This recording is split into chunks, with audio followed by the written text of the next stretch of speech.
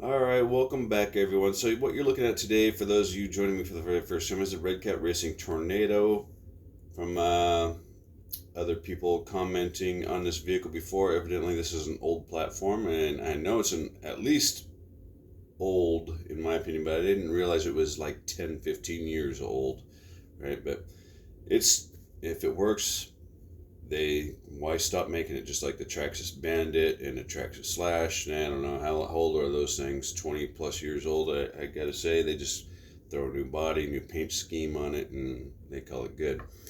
So, and the same applies here. I like the paint scheme on it. The car drives really nice for what it is. I think it could use like a 4,000 to 5,000 kV motor personally, but for people, novice drivers, it's probably about good. The only real complaint I have about this vehicle, and I've probably crashed it more times than the average person will by taking it off big jumps and whatnot, is that the trigger, when you squeeze the trigger full throttle to get going, there seemed to be a delay before the car would move. Now, I don't know what's going on there. I don't know if that's a transmitter issue or an ESC issue, a receiver issue. I don't know. It does not appear to be cogging, in my opinion, because cogging is when your vehicle goes and then it finally gets going. Now, there seems to be a large delay between when you pull the trigger and when the vehicle moves. I don't know what that's all about. The motor does appear to be underpowered as well, just a little bit on acceleration, so maybe they can gear it down a little bit and then add a higher kV motor. I don't know, just my opinion. I do not mess with the rear wing at all. I do not clean it since I've used it in a rough gravel road. I took it into the grass many times. I've dropped it off a 4-foot drop. I've launched it off my homemade ramp that sent it well above my 6'2" height, where I could see the bottom of the chassis. Oil-filled dampeners, still in good condition. I did bend a drive shaft somewhere. I forget what side. There's one in the front drive shaft, so I'm pretty sure I bent this drive shaft right here. But it's not bad. I mean, the car's still totally functional, but I have not taken it apart to clean it or to fix anything. It's not a bad buggy. I think they could definitely use some improvements, mostly with the gearing or the delay. Whatever's causing that delay, I think that for somebody of a more experienced level driver like me or some of you out there, that would be much better. I've somersaulted this thing more times than I can count. Landing off of a bad jump and hitting one corner of the tire, the car just rolls end over and numerous times. And I didn't put all of them on video. I only put one of the somersaults on video just to show that it did happen. So I'm curious about something.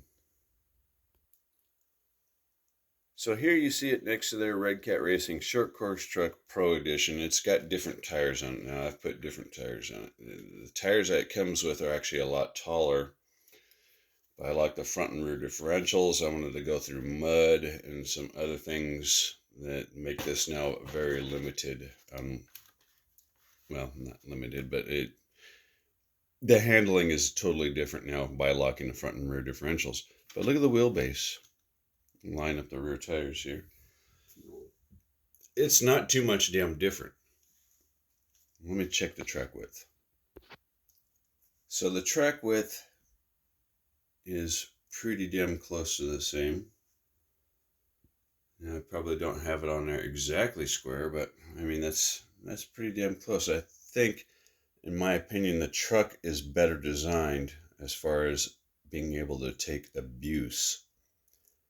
And looking what I'm looking right now, I don't think it would be too much more difficult to put that body, this tire setup on here. Now the truck, for those who do not know, also has adjustable suspension as well. Adjustable toe, adjustable camber. I think on all four corners by comparison, if I remember correctly. Yeah, adjustable toe and camber, all four corners. And this one has taken a serious beating. I think this is much more durable, a much better vehicle, faster and stronger, but this is still a very good vehicle too. I just think it would be easier to put this body and that wing on there because the motor and gear combination is better than whatever's going on here. The response time when hitting the trigger is much better, even though it came from the factory with taller tires. So it is a win-win situation. That's what I would do if I was Redcat. I'd find a way to put this body on that chassis with these tires. I think that would be the best way to go. The other thing I'd like to see would be a thicker side right here to help, I don't know, strengthen the chassis. Let me take these body pins off here.